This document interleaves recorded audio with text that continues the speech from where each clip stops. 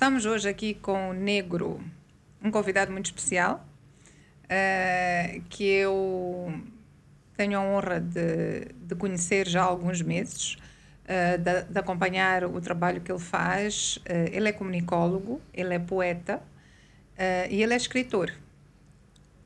E hoje vamos conversar sobre inteligência emocional e um pouco da relação que a inteligência emocional tem ou não no trabalho que o Negro faz. Bem-vindo. Obrigado, Sumé Gafur. É interessante estar aqui porque só o fato de estar nesse local já até me dá um certo tipo de receio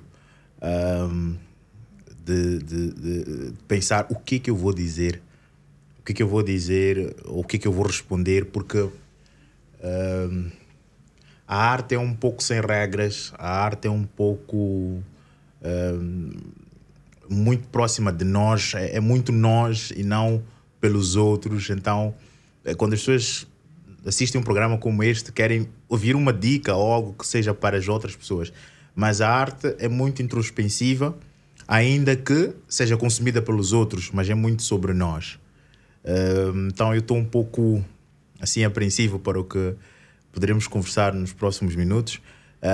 Mas pronto, é tudo sobre inteligência emocional, então aí fiquem aí e vamos conversar. Aqui já temos dois pontos, né? O primeiro ponto é, será que a arte é muito sobre nós? A arte tem muito sobre nós, mas e quando nós fazemos arte e dividimos com as outras pessoas, será que não queremos também o externo, não queremos a gestão relacional com o outro, não queremos a validação do outro, não queremos perceber como o outro vê a nossa arte? Isto é uma pergunta que eu estou a fazer. Ok, sim, como disse, a arte é para ser consumida, mas ela parte de um sítio, parte de um local, sim, parte de uma inspiração, de uma motivação. E que muitas vezes ela tem bases. As bases podem ser as experiências vividas pelas pessoas que criam. E no meu caso em particular, ela acontece, ou pelo menos nasceu, ou tem nascido, de choques pessoais, choques de momentos. A arte para mim surge num momento de confusão. Costuma-se dizer até que a arte é a manifestação de algum distúrbio que nós temos e que quando nós a desenvolvemos e criamos para o mundo, ela começa a fazer sentido.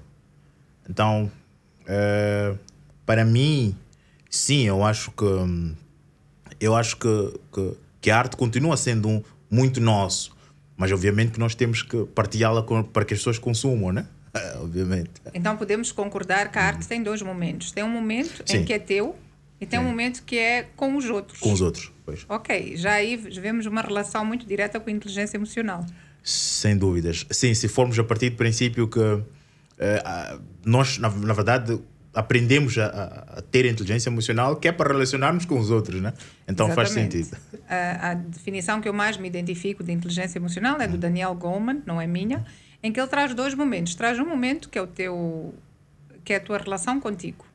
E traz o segundo momento que é a relação com o externo, com as outras pessoas. Então, por esta definição e pela definição que tu nos deste sobre arte, podemos concluir que as definições convergem. Sim, porque nós, na verdade, não existimos por si só. Há uma filosofia africana chamada Ubuntu que diz que eu sou porque nós somos. Portanto, o coletivo é um conjunto de várias individualidades. Ou de um indivíduo que se conecta com o outro, fazendo com que ambos sejam um só. Ok. Quando é que tu relacionaste pela primeira vez com este termo de inteligência emocional? Pode ter sido ontem, quando te convidei para o podcast? Ou... Interessante. Na verdade, foi até consigo, mas não foi ontem. Foi consigo. Foi consigo porque... assim, eu começo a tentar perceber um pouco mais sobre essa questão de inteligência emocional quando eu acreditei que poderia melhorar muito de mim. Ok. Eu, durante muito tempo, sofri de depressão, ansiedade e bem, tive que procurar, portanto, tratamento. Mas para procurar tratamento foi um caso, porque é assim, há um estereótipo ainda criado na nossa sociedade que esse tipo de situações são situações, portanto, ocasionais e que é só por uma situação, isto vai passar. Estamos a ser, como os brasileiros dizem, é muito mimimi e tal. Mas quando nós percebemos que aquilo torna-se constante, nós começamos a ter certeza de que realmente precisamos de ajuda. Infelizmente, nós só notamos isso no extremo. E foi o que aconteceu comigo também. E neste percurso de procurar um tratamento, eu tive uma consulta, por acaso, depois de ter umas 2 crises muito fortes, onde uma delas, infelizmente, é algo que não desejo a ninguém, que é quando nós nos cansamos de nós mesmos. Eu acho que para o bom entendedor já percebe o que eu estou a falar. E eu fui procurar ajuda, tanto na medicina convencional, né?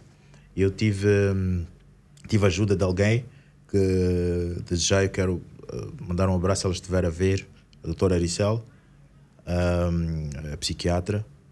Ela ajudou-me bastante, e ela também deu-me inputs, que era que eu procurasse encontrar-me diante do novo contexto que eu escolhi abraçar, o contexto que eu falo é eu aceitar que eu tenho um problema. Isso não foi fácil. Então eu precisava, diante daquilo que foram as recomendações dela, medicação, etc., eu precisava também de viver. E para viver eu precisava de aceitar-me mais ainda. E aí eu tive que procurar mais ajuda. Foi onde surge uma pessoa que ajudou-me bastante e que falou-me sobre o fato de eu precisar de gerir as minhas emoções. Que foste tu, no caso. A Sumeia Gafur. Portanto, foi interessante ter percebido que eu tornei-me uma pessoa, eu não diria melhor, mas eu acho que tornei-me uma pessoa mais aceitável. Eu aceitei-me mais e aí eu consegui encontrar o meu lugar nesse mundo. Porque o que mais acontece nas pessoas é que elas acham que já não fazem parte deste mundo. Então eu consegui encontrar motivos para continuar e dizer que, olha, dentro do contexto em que eu vivo, eu tenho alguma importância. Mas não é pelos outros como tal, é porque eu aceitei-me. E essa é a maior dificuldade, principalmente no nosso meio, a África, como eu disse antes. As pessoas não gostam de ir para dentro de si, porque dói. Dói, e acho que talvez nesse ponto, o pouco que eu vou analisar em África, especificamente em Moçambique, porque eu percebo que a África também é muito diferente, e falar da África falar de muitas coisas. Aí eu fui buscar, se calhar, algumas literaturas. É que há muito poucas literaturas a falarem sobre inteligência emocional em África. Em Moçambique, particularmente, nós também temos muitas crenças de género, de psicologia, a emoção, tu aceitares ou tu falares da emoção, de alguma forma conotamos como um ser fraco, né? Especialmente em termos de género masculino, porque as mulheres é que choram, porque a mulher é que é emotiva, é emocionada, o homem não. O homem é racional, o homem é rígido, o homem é pragmático, o homem é tudo aquilo que nós estamos a pôr uma ausência de emoção, né? Como é que é quando tu conversas com outros homens moçambicanos sobre inteligência emocional, sobre terapia, sobre emoções? Qual é o feedback que tu recebes?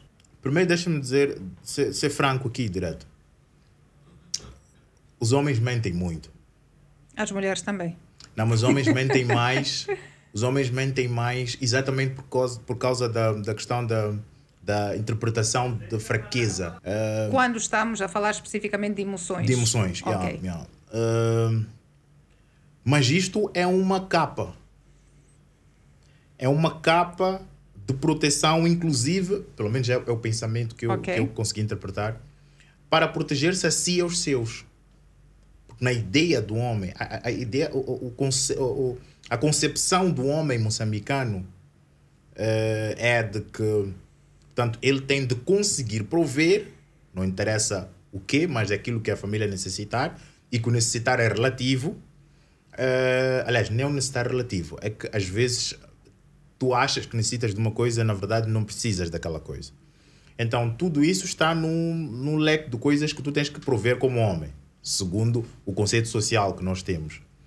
E depois tem a questão do ego inflamado do próprio homem, onde não consegue demonstrar limitação. Pior se for para um outro homem. Para a mulher é até mais fácil, porque nós já sempre mentimos, estamos ali numa questão de paquera, etc. O homem sempre aumenta alguma coisita. Mas para o outro homem, ele mente por uma questão de ego e por uma questão de segurança por si mesmo. Dizer que, olha, eu também estou tranquilo, está tudo equilibrado na minha vida, o que não é verdade. E no final do dia, nós encontramos numa situação onde mentimos tanto que quando nós realmente queremos ajuda, fica estranho que as pessoas nos primeiro achem verdade do que nós estamos a dizer. Depois é como é que tu deixaste chegar a esta situação, porque é que não falaste antes? E outra coisa é que por conta de nós não falarmos muito, não aceitarmos-nos muito, nós vamos procurar outras alternativas, ou outros locais, ou outras pessoas que validem a nossa presença neste mundo. Eu aí vou-te fazer uma pergunta, que é um dos primeiros passos da inteligência emocional, que é o autoconhecimento. Será que este homem está a mentir ao outro? Está a mentir a si? Ou nem sequer tem noção de quem ele realmente é? Vou começar com a última pergunta. Ele tem noção... sim, ele tem noção de quem realmente é. Será que tem? Eu acho que sim. Agora, o problema começa quando o outro tem que saber. E se calhar aí gosto da segunda pergunta, que tem a ver com... acho que tem a ver com ele aceitar-se, né? Desculpa, não. É saber que os outros aceitam a ele como ele é. É que a partir do momento em que eu sei como sou, eu começo a colocar crenças. Mas aí eu vou reforçar. Será que eu sei? Será que eu sei como eu sou? Será que eu sei que... e vou dar um exemplo muito básico. A maior parte das vezes que a gente se apresenta, ou que alguém quer saber, mas quem tu és? A resposta automática é: eu sou mãe, a minha formação é esta, eu sou filha, eu moro aonde. Isto não é quem eu sou, é o que eu faço. Quantas pessoas realmente conseguem, em 30 segundos, em 1 minuto, dizer realmente quem eles são? Quem eu sou? Sumeia. Quem é a Sumeia? É interessante isto. Eu, por acaso, num dos cursos que eu dei, numa formação que eu dei, eu fazia um exercício das pessoas, se um dia estiverem num elevador com o PCA da instituição, e o PCA está no elevador e diz para a pessoa: estou a ver com o currículo, o que é que tu fazes? Ou quem tu és? E eu digo às pessoas que têm de saber dizer quem a pessoa é, o que faz, como é, ou dizer tudo aquilo que ela pode vender em 10 segundos. Que é uma coisa complicada realmente. Mas se nós soubéssemos realmente quem somos, esse é um exercício bom, seria muito fácil, porque até íamos cantarolar toda hora que realmente somos. E isso havia de fazer de nós mais crentes de nós mesmos. Mas realmente não é fácil, porque, como disse, é um exercício doloroso. Mas como comunicólogo, aquilo que tu vês, porque muita gente vem falar contigo, e até como escritor, como artista que tu és convidado para trabalhar com diferentes personalidades, diferentes pessoas. Neste processo, qual é a tua opinião? As pessoas realmente, esta questão básica que eu disse, as pessoas conseguem te dizer quem elas são? Não. Não, então... Não. E depois para piorar, a comunicação está muito ligada, é por isso que em várias instituições elas ligam muito com o marketing. As pessoas idealizam uma pessoa e contratam pessoas para vender a imagem daquela pessoa que ela idealizou. E que não é ela. E que não é ela. Então aí o meu trabalho é muito comercial. Ok, então podemos assumir que realmente existe um problema inicial na nossa sociedade que as pessoas nem sabem quem elas são. É um problema gravíssimo. Então aí a minha pergunta é, como é que tu vais aceitar alguém que tu não sabes? E eu aí vou fazer outra pergunta. Se alguém disser a Sumé robô, o que é que tu ias dizer? Logo a primeira eu vou dizer não é possível. Ok. Que é um pouco de acúmulo de contextos que eu vivi consigo. Ok, vais dizer que não é possível vamos puxar para um conceito de pessoa que é a Sumeia. Logo eu não vou acreditar. Porque tu conheces a Sumeia. Yeah. Agora, se eu te disser a Joaquina roubou. Ok, supondo que eu conheço Joaquina ou... eu não tenho bases para dizer. Então, tu consegues confiar na Joaquina? Não. Consegues aceitar uma verdade ou uma mentira da Joaquina? Não. Então, realmente, para nós nos aceitarmos, que é um dos pontos que tu disseste que a tua transformação veio disso, né? Sim. E que tu sentes que a inteligência emocional, por muito que tu não soubesses em termos de terminologia, tu já estavas a trabalhar nisto. Exato. A tua aceitação foi muito importante no processo da tua cura. Foi muito importante porque é um exercício que acho que todos nós devíamos fazer. Que a Sumeia deu uma vez. Foi um TPC, na verdade, numa das sessões, que era fazer uma espécie de uma análise SWOT de mim mesmo. Mas aí só era mesmo para enaltecer as fraquezas, aliás, enaltecer as forças e identificar as minhas fraquezas. Esse exercício também é muito complexo, porque o ser humano tem tendência a querer vender a sua imagem. Não interessa para quem seja, mesmo numa sala. Eu acho que até para nós próprios. Exatamente. Começa para nós próprios. Exato. Nós queremos vender a nós. Eu gostei da analogia que tu disseste, que as pessoas têm um ídolo ou têm alguém como uma referência e quando contratam um comunicólogo querem que este comunicólogo transfira esta referência para o mundo, que não sou eu. Exatamente. Então aí já começa porque eu quero vender esta imagem até para mim própria. É basicamente isso. É basicamente isso e aí, portanto, quando eu entro em conflito com aquilo que eu coloquei como fraqueza, sendo franco, atenção, porque às vezes é preciso que as pessoas façam isso com acompanhamento. Por quê? Porque depois vem aquelas questões que nós não estamos habituados a receber, que é como é que tu te vês ou como é que tu te sentiste ao fazer isso? Foi uma das perguntas que eu não gostei de ter ouvido de si, porque foi tipo, eu nem queria fazer isso, como é que me perguntas como é que foi? Não foi bom. Não foi bom, mas foi muito necessário. Não é bom tu ires buscar 5 fraquezas. Porque tu estás a ir buscar uma coisa que tu queres esconder para o mundo e tu estás a trazer. Estás a assumir. Então, não é bom, mas é necessário. Então, nesse momento, a partir do momento que eu faço tipo 10 ou 5 forças, 5 fraquezas, eu já começo a implementar o exercício do autoconhecimento. Este é um exercício, portanto, não é estático primeiro e depois ele tem as suas nuances.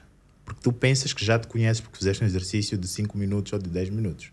Não te conheces.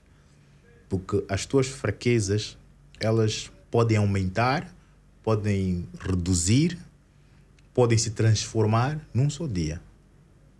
Então quando fazes aquele exercício e quando chegas diante da pessoa que está a orientar-te, tu vais perceber que muitas das coisas que eu culpava as outras pessoas têm muito a ver comigo. Tem a ver com o fato de eu não aceitar que o errado sou eu. Outras é o contrário. É estar sempre a aceitar que o erro é teu. E às vezes não é, é do outro. E às vezes não é, é do outro. E aí nós chamamos os limites, né? Exatamente. Conhecer os nossos limites. Exatamente. Pois, esse é um outro grande ponto. E é aí nessa questão dos limites que nós homens mentimos muito. Eu vou repisar muito nesta parte. Nós mentimos muito porque achamos que não temos limites. Nós sempre poderemos fazer alguma coisa para transformar uma dificuldade em oportunidade para outra pessoa, para que essa pessoa ache que nós somos os maiores, os únicos. Há muitos homens já desistirem de si mesmos. Há muitos homens já acharem-se inúteis e fracos, não conversam com ninguém, nem com o melhor amigo. Porque acham que o mundo não está a aceitar fracos nos últimos tempos. Mas depois a pergunta que nós não nos fazemos é: será que ter limites ou aceitar que há um limite é uma fraqueza? E talvez aqui eu quero aproveitar a deixa que tu estás a falar da fraqueza, que é uma coisa que a gente confunde muito como seres humanos, né? Vulnerabilidade e fraqueza, né? O que é a minha vulnerabilidade? Né? Eu estar vulnerável é um sentimento que eu tenho mediante, por exemplo, este exercício que tu fizeste, né? Das fraquezas, identificar as minhas fraquezas. Isto traz uma vulnerabilidade. Sim. Mas o que nós às vezes confundimos é que esta vulnerabilidade não é sinónimo de fraqueza. É exatamente o oposto, é sinónimo de força. Porque imagina que tu identificaste as tuas características menos boas. Qualquer pessoa que quiser vir atingir-te com estas características, né? Vamos dar um exemplo. E eu gosto muito deste exemplo porque acho que é prático e é fácil. Nós mulheres queremos sempre emagrecer. É muito normal. Queremos, sonhamos. Então, se eu sei se eu estou ou não com excesso do peso que eu quero, não é que o outro falou que eu quero. Alguém chega, Raimundo passa por mim e diz assim: Sumé, estás gorda. Eu digo: é verdade. E continuo. Ou não, o meu dia vai estar estragado porque eu vou me sentir diminuída, que é um pouco isto que tu estás a dizer, e o que o Raimundo trouxe foi o quê? Um acordar da fraqueza que já está lá, mas que eu não quero assumir que ela é minha. Então, eu assumir as minhas fraquezas, é muito importante as pessoas compreenderem isto. Eu assumir as minhas emoções, é isto que vai dar a tal aceitação, porque eu sei que eu tenho. Eu sei que eu sou uma pessoa que eu vou chorar em certas situações, eu sei que eu sou uma pessoa que eu vou ficar triste, que eu vou ficar zangada, que eu vou ficar com ciúmes, que eu vou ficar frustrada em certas situações. Mas sou eu. Eu aceitei-me. E aí vem a força. Esta questão de aceitar o momento de vulnerabilidade é muito complicado. Vamos dizer que é muito complexo. Muito complexo. É. Eu gosto muito desta capacidade que a Sumé tem de trocar as palavras e colocá-las de um jeito mais esperançoso, mais... Eu ainda hoje, como estava com o meu colega, dizia que não, isto não vai ser difícil, isto vai ser desafiador. É uma expressão que muito usa. Essa questão da vulnerabilidade, ela é encontrada em vários momentos. Um exemplo muito comum, vou voltar de novo, eu estou a repetir muito isso, que nós homens mentimos bastante. Chega um momento onde a malta toda reunida diz para o pessoal: hoje temos que... Este final de semana vem, para o fim de semana longo... que tal, Bilene? Tu sabes quais são as tuas limitações financeiras? Mas ainda assim, não é sobre limitação financeira. É sobre até que ponto eu ir para lá, ele choca com os planos que eu tenho para a minha vida. É tão necessário. Esse exercício todo é muito importante, mas nós não temos tempo para esse exercício. Porque naquele período que é curto de chegar o convite e tu dizeres alguma coisa, é do tipo: deixa lá, eu hei de ver uma cena, hei de ver um way, vou ver como faço. E quando dás por ti, tu até já sabes o que vais fazer, que é procurar um dinheiro que não existia, de alguém que te disse que tu tens que devolver até o dia X, que é para tu levares e ir simplesmente curtir. Esse é o exemplo mais básico que eu estou a dar. Mas tudo isso porque tu precisas de ser aceito num determinado grupo social. Porque sem o fato de negro estar connosco quando vamos a Belém, você tipo, negro se calhar não devia ser o gajo para estar connosco, porque a malta toda vai a Belém. É que eu não sei como são os outros ou como estão os outros. Eu só sei de mim. E eu tenho que saber muito de mim para saber até que ponto eu vou. Para conhecer os teus limites. Exatamente. As tuas limitações. E os teus limites. Então, e nós achamos que não. Que, eu tenho que fazer parte disso, custa o que custar. Outra coisa é sempre aceitar que o outro tem decisões sobre mim. Que é do tipo, eu acho que tu devias ficar assim, com este corte, ou tu deverias continuar... deverias continuar a fazer mais exercícios, porque realmente, como o exemplo que deu, porque realmente estás gorda, etc. E tu dizes, se calhar ele quando está a dizer que tenho que fazer mais exercícios é porque o que eu estou a fazer não é nada. Então eu tenho que me forçar a fazer mais alguma coisa. Às vezes não é sobre isso. É sobre tu sabes muito bem que precisas de fazer exercício. O exemplo que deu. Eu sei que preciso fazer. Primeiro eu sei que estou gordo. E depois eu sei que preciso de fazer exercícios. O que ele está a dizer às vezes nem é por mal. O exemplo que deu. Mas eu levo isso como negativo. E puxo isso para todos os âmbitos da minha vida. Aquilo estragou o meu dia. Tipo, eu não sou uma pessoa atraente, eu não sou uma pessoa que vale a pena ter como parceiro, alguém que não vale a pena ter como amigo. Sei lá, é um conjunto de coisas. Agora vou lhe fazer uma pergunta. Então, como é que eu faço para que isso não afete? Aí entra bem, nós vamos ter... assim, a resposta para essa questão é muito clara, é muito clara. Eu quero chamar a atenção a todos aí em casa. Terapia não é algo que deveria ser momento de luxo. Terapia não deveria ser algo que estivesse fora do alcance ou que esteja fora do alcance das pessoas. Todos nós precisamos de terapia. E terapia, na verdade, é um conjunto de ações que são desenvolvidas em nós mesmos por orientação de alguém. Então, todos os exercícios que eu tive consigo ajudaram-me a saber quem realmente sou. Hoje em dia, eu já sei posicionar-me como indivíduo, porque eu acreditei em mim. Eu pratiquei o autoconhecimento, tenho praticado até hoje, para que eu possa saber me relacionar com os outros. Então, se eu não me conheço, eu não faço exercício constante, eu não vou saber relacionar-me com as outras pessoas. Então, para responder a sua questão, ok, eu não estou a dizer que vocês têm de marcar uma consulta agora, mas vocês têm de fazer esse exercício introspectivo para que possam perceber se realmente estão num estágio que precisam de alguém que vos oriente.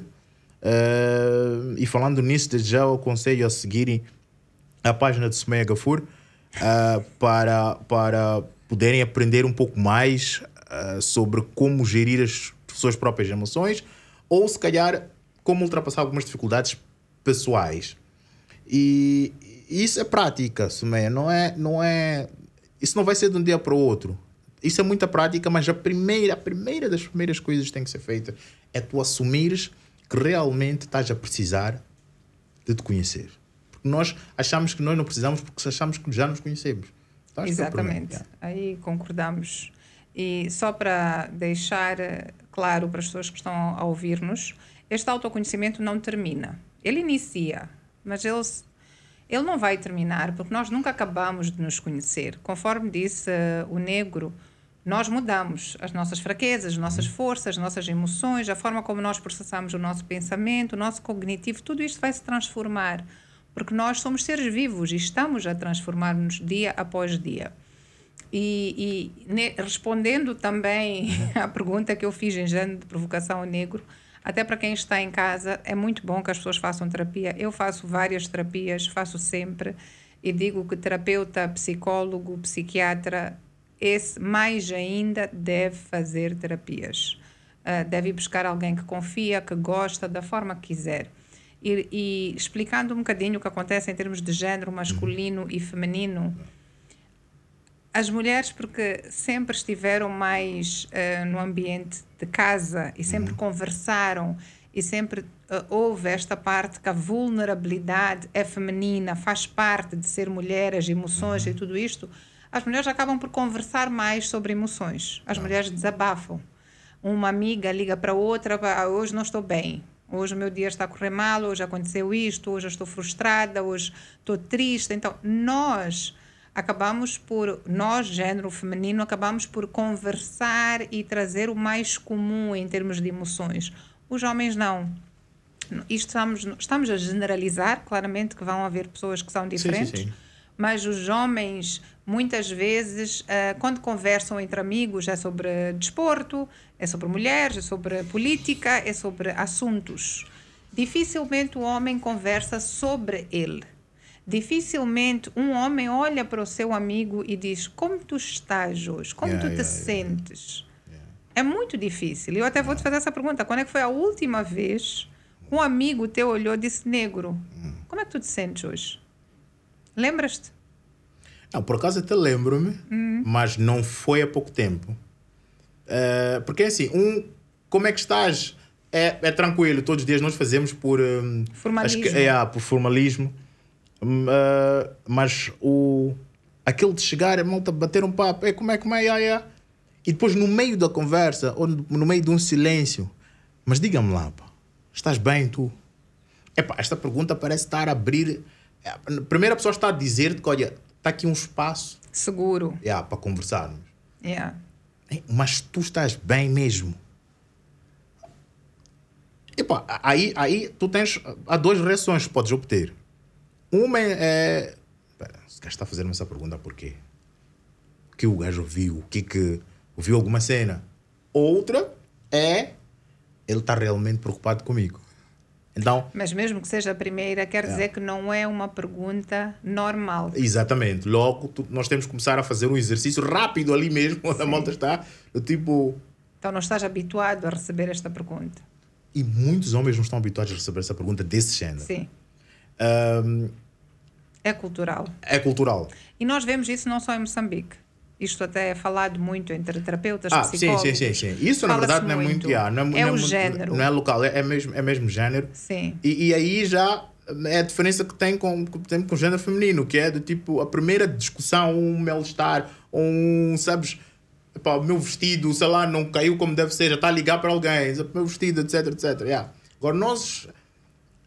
eu posso estar preocupado com uma situação, eu vou ligar para um brother e dizer, sabes, estou com uma situação assim. Mas eu não vou dizer qual é exatamente a situação, muitas das vezes. Para uma situação, eu preciso fechar uma cena, etc. Por medo da vulnerabilidade. Exatamente. Então, aqui nós vamos deixar para as pessoas que estão em casa, talvez um conselho para os homens, especificamente, né? Que tal hoje, no dia de hoje, tu escolheres um amigo teu, qualquer que seja, e perguntares ao teu amigo, a olhar nos olhos dele, perguntares: como tu estás? Como tu te sentes? Estás bem da forma que tu quiseres, mas não no formalismo, mesmo na intenção de criar um espaço seguro para que esta pessoa que tu gostas, para esta pessoa estar à vontade de conversar contigo sobre um problema, sobre uma dificuldade, sobre um desafio, sobre uma alegria que esteja a enfrentar, seja o que for. Então, eu espero que tu faças e peço que ponham nos comentários, quem fizer. Gostaria muito de saber qual foi a reação. Quem não estiver confortável em pôr nos comentários, mande-nos uma mensagem privada a explicar, a contar qual foi a reação, se conseguiu fazer, como é que se sentiu e qual foi o feedback que recebeu do seu amigo. Seria muito interessante nós compreendermos este ponto, né? Sem dúvidas. E aí nós estamos um pouco neste autoconhecimento, né? Seria interessante nós falarmos isto, tanto o autoconhecimento como a autogestão, estão dentro da definição dos primeiros 2 passos da definição de inteligência emocional, né? E é importante nós clarificarmos a pergunta que eu estava a fazer ao negro: o que é que tu fazes quando vem ali emoções que tu não gostas, que tu não queres, que tu não querias sentir, né? Primeiro passo, é importante nós percebermos que nós não controlamos as emoções que vêm. Não está no nosso controle. E nós, muitas vezes, os seres humanos, adoramos controlar. Queremos controlar tudo. Queremos controlar os outros, queremos controlar a nós, queremos controlar as emoções, queremos controlar tudo. E isso é uma das piores coisas que a gente vai fazer. As nossas emoções, elas vêm. E a inteligência emocional não diz que tu vais controlar as tuas emoções, diz que tu vais gerir as emoções que tu recebes, que são coisas diferentes. Pois. Se nós formos a ver, e estamos com um comunicólogo, né? Controlar significa o quê? A palavra controlar. Controlar primeiro é observar ou ter noção de como esta situação está, portanto, qual é o rumo da situação, qual é o rumo daquela ação, porque tu não vais pegar aquela ação e colocar num sítio, não vais. Tu estás a controlar a ação por si só. Mas a palavra controlar, se eu for usar isoladamente esta palavra, qual é o significado? Controlar é ter noção, tomar rumo, ter noção da ação, ter noção do que a coisa do que está a acontecer. Mas significa que eu faço o quê quando eu tenho esta noção? Eu tenho algum poder. Tenho algum poder. Tenho um Sim, poder. Exatamente. Tenho um poder de conter, tenho um poder de... Certo? Sim. Então, é este poder que nós temos que perceber que nós não temos com a emoção que vem. Se nós estivermos diante de alguém que começa a falar mal connosco, começa a gritar... se aparecer um leão aqui, uma cobra... Aí tu não controlas porque... Nós não controlamos a emoção que vem. Exato. Então é isto que é importante, especialmente para as pessoas que estão a nos ouvir, compreenderem. Que nós temos o nosso consciente e o nosso subconsciente, né? Existem várias teorias em termos de interpretação do cérebro e como é que ele funciona. A que eu mais me identifico é esta. Temos o nosso consciente que está aqui conosco. E temos o subconsciente. O subconsciente é o programador. É o que está a controlar como é que a mão mexe-se, como é que eu ando, coisas que a gente não pensa. Exato. Só acontecem. E é o que acontece com a nossa emoção. O nosso subconsciente já está programado mediante esta situação, uma situação semelhante, porque ele gravou. Eu devo sentir isto. E há estudos, por exemplo, dei aqui o exemplo da cobra. É interessante que há estudos que puseram cobras em bebés. Os bebés não reagiram negativamente, não tiveram medo. Os bebés brincaram com as cobras, né? Claro que eram cobras não venenosas, foi tudo controlado e tudo isto. Mas para provar que o medo, se não estiver associado ao objeto, ao animal, à situação, eu não vou sentir este medo. Então, esta emoção que nós vamos sentir, ela foi programada no nosso subconsciente. Sem nós termos consciência desta programação, na maior parte dos casos, né? Então, a inteligência emocional diz que tu já tens a emoção veio, não controla, assume que ela está lá. Percebe, identifica, conhece-te, porque tu vais saber quando é que tu vais ter esta emoção, como é que o teu corpo se comporta mediante diferentes emoções. E tu aí consegues fazer a gestão. Gestão já é um pouco mais a transformação da minha emoção. Eu já consigo perceber que, ok, alguém chegou, começou a gritar comigo, a falar mal comigo, e eu posso responder da forma que eu quero responder. Ou seja, eu não vou deixar que a minha emoção controle o meu corpo, o meu pensamento, as minhas ações e palavras, mas eu vou, de alguma forma, compreender a emoção que eu tenho. Sendo assim, negro, lembras-te de algum momento em que tu tiveste uma emoção, e vamos usar as negativas até para as pessoas que estão a nos acompanhar poderem utilizar este conhecimento e implementar hoje mesmo? Um exemplo de uma emoção negativa que tu não gostaste e que veio, e que tu sentiste, e que tu não tiveste controle de novo. Ela só veio no momento que tu não estavas à espera que ela viesse. Para nós ensinarmos a quem está em casa como gerir melhor as suas emoções. O momento mais recente, bem, recente relativo, né? Porque em termos de periodicidade, datas, calendário gregoriano foi já há algum tempo, mas para mim sempre será ontem. Quando o meu pai faleceu, foi numa altura em que foi próximo do lançamento do meu livro e eu queria muito que ele pudesse ver o meu livro, porque durante muito tempo eu acho que tudo o que ele sonhou para mim, e que atenção, com a minha anuência, porque uma coisa é as pessoas sonharem, os pais têm muito disso, sonham pelos filhos, mas era com a minha anuência, era que eu fizesse algo que eu gostasse e que fosse orgulhar a mim e por consequência a ele também. E eu não pude fazer isso. E nesse momento eu tinha algumas reações, tanto que eu conversei com um amigo depois do que aconteceu com o Danilo, a quem eu mando um forte abraço. E a ideia era, vamos cancelar isso. Qual é a ideia? Como é que... E ele, de novo, é uma das pessoas também que dá umas respostas um pouco estranhas. Diz, falou muita coisa nice, mas não era para dizer, brada, quem vai decidir isso no fim do dia és tu. E a emoção que eu tinha naquela altura era única. Para mim já não me importa fazer isso. E era uma emoção muito negativa, porque para mim era, não vale a pena nenhum esforço que eu tenha feito, porque já não vai valer a pena. Mas aí está. Eu não controlo as outras ações, eu só controlo o que está a acontecer comigo. Aliás, eu pensava que controlava o que estava a acontecer comigo, mas não era verdade. É que o que estava a acontecer comigo era uma reação normal. Porque toda pessoa fica triste quando perde alguém. Toda pessoa fica magoada quando perde alguém. Agora, o que é que eu vou fazer com isto que eu estou a sentir agora? Eu tive que encontrar em mim uma resposta à seguinte pergunta. E agora?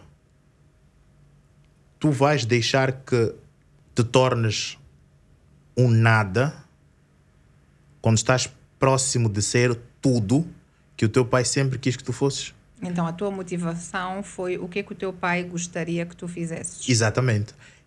E depois a resposta foi, é que eu ainda posso fazer isso. Eu já não o posso ter, mas eu ainda posso fazer o que sempre ambos quisemos. Então foste buscar uma motivação interna para tu continuares a seguir. Exatamente. Ok. Porque o medo, a dor, a desolação, tudo eu estava a sentir, porque é normal. Eu sou ser humano e sentia a dor da perda de alguém. Mas a questão aí agora, daqui para frente... Ok. Então, aí... Voltando para a inteligência emocional, a emoção que tu sentias era tristeza, era medo, certo? Frustração. Sim, exatamente. Ok. E quando nós sentimos uma emoção, é importante a gente perceber que o nosso corpo reage. Exato. E nós podemos reagir. Lembras de algum sintoma do teu corpo, especificamente? Eu acho que até foi um dos momentos em que despolatou mais a questão da depressão, que era... e depois, por causa da decisão que eu tinha de tomar, parece que a depressão entrou, abraçou a ansiedade também. Okay. Um dos principais sintomas era bloqueio de pensamento. Ok, tu paravas de pensar. Ok, isto é muito normal do cérebro fazer isso. O cérebro, o nosso cérebro, eu digo que o nosso cérebro é muito inteligente. Eu acredito em Deus e não vou reforçar, não vou parar de dizer isso. Quem diz que ao acaso o nosso cérebro foi formado é porque ainda não investigou o cérebro. O cérebro é uma máquina excelente, muito bem desenhada e feita. O teu cérebro protege-te. Então, quando tu tens níveis muito grandes de emoções, muito fortes de emoções, o teu cérebro compreende que ele precisa de paralisar e de pôr outros mecanismos a funcionar no automático. Então, muitas vezes, não sei se vais te relacionar com isso, muitas vezes nesses momentos o que é que acontece? Tu continuas a agir, mas tu não estás consciente. Então, o que é que acontece? Só para ser fácil, as pessoas que estão a acompanhar-nos terem esta percepção, é como se o motor desligasse e acionasse o automático. Nós entramos num automático. E este automático varia de pessoa para pessoa, né? Em termos de literatura, a mais popular diz que nós podemos ir para 3 estágios. Um é fugir, um é lutar e um é ficar congelados. E que normalmente nós vamos para um desses. E isso tem reações físicas também, né? Então quer dizer que veio uma emoção, ponto 1. Segundo, esta emoção tem reações físicas para o meu corpo. Se a emoção for muito forte, o meu cérebro há de ir para um automático, né? Não. Depois tem um outro também, se me permite dizer, uma outra reação física que acontece, que é... portanto, eu não sei se... O corpo tem... há estímulos físicos de resposta rápida. Portanto, o arco reflexo, ele faz-nos... Eu tenho esta pálpebra esquerda, ela começa a abanar bastante, as mãos tendem a ficar irritantes e depois a pressão desce. Sim, porque provavelmente o teu refúgio vai ser o de congelar. Mais de inércia, de parar, de não saber o que fazer, de não pensar. Não saber o que fazer. Exatamente. Então, os sintomas que o corpo tem, de novo, o corpo é tão inteligente, é para... Se tu não sabes o que fazer, tu não podes andar. Tu não queres andar, tu queres ficar parado. Então, o teu corpo está a trabalhar para te dar o que tu precisas, que é não fazer nada. Quem quer fugir, por exemplo, quem tem esse instinto de fugir, as pernas, tu ficas irrequieto. Tu tens sintomas diferentes. Eu fico irrequieta, eu quero andar, eu começo a querer mexer coisas, porque eu não quero ficar naquele espaço. Eu posso, por exemplo, ter vontade de ir à casa de banho, a minha bexiga enche. Por quê? Porque eu preciso de sair de onde eu estou. E quem quer lutar tem outros sintomas. Pode cerrar os punhos, os olhos também mostram, aumenta um pouco a pupila, batimentos cardíacos aceleram em vez de diminuir, porque eu tenho que estar pronto para lutar. Então, lá está o autoconhecimento. Eu saber como eu reajo, qual é o meu padrão, é muito mais fácil eu reconhecer esses sintomas no meu corpo. Sim. Para eu dizer, ok, eu estou quase a entrar em piloto automático porque eu estou a reconhecer os sintomas que eu estou a sentir. Ok. E o exercício mais fácil, mais barato, que eu recomendo a todos é respiração. A respiração profunda tem o poder de nos reorganizar as emoções. Façam a respiração como vocês quiserem. O mais importante é inspirar pelo nariz, prender, tirar o ar pela boca. Tão simples quanto isso. E depois, o terceiro passo é escolher para onde eu quero ir. Que emoção eu quero sentir. Se eu quero sentir paz, se eu quero sentir amor, se eu quero sentir calma. O que é que eu preciso neste momento? Por exemplo, indo para o teu caso, se eu quero me sentir motivado, lembrar-me do meu pai, lembrar-me do que ele queria, do que isto significa para ele. Mas não adianta eu lembrar-me dele quando eu ainda estou com todas as emoções gritantes. Não é possível. Eu não vou ter esta capacidade porque eu não estou, conforme tu disseste, eu não estou a conseguir pensar. Recapitulando, passo 1, nós vamos identificar que emoções é que eu estou a sentir. Ok. Eu vou identificar como é que o meu corpo está. Passo 2, eu vou fazer respirações profundas, porque eu já sei que o meu corpo está a ir para um caminho que eu não quero que ele vá. Okay. E se eu deixar ele ir, ele vai controlar as minhas palavras, ações e pensamentos. E eu quero estar em controle. Então eu vou fazer respirações profundas. 2, 3, 4, 5, escolham, façam e vocês vão sentir fisicamente o vosso corpo a transformar-se. Passo 3, canalizem as emoções. O que vocês querem. Com uma lembrança de alguém, com o sol, com um momento, com aquilo que vocês querem, com uma reza, com aquilo que vocês se identificarem. Desta forma, vocês estão a ter uma gestão emocional. Respirar. Não, muitas técnicas de força física antes até fazem força mental. E a técnica de respirar, o exercício também usa muito. Para tu teres mais força, lutadores de boxe, artes marciais, a respiração é extremamente importante, né? Então, nós temos que usar a respiração a nosso favor. E, conforme eu disse, é disponível, é de borla, está conosco e nós não usamos. A maior parte de nós esquece de respirar corretamente, né? Então, desta forma, a gente consegue ter um autoconhecimento e uma autogestão. Negro, estamos na nossa reta final do nosso podcast. Gostarias de deixar alguma mensagem? Algum comentário final? Sim, eu quero apelar a todas as pessoas que tentem fazer esse esforço. Tirem pelo menos uma parte do dia para exercitarem um autoconhecimento Eu acho que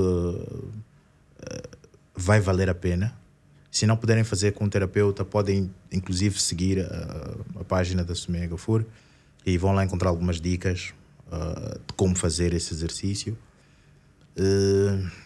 E gostaria muito de dizer a todos os homens, particularmente a todos os homens, que assumam os seus limites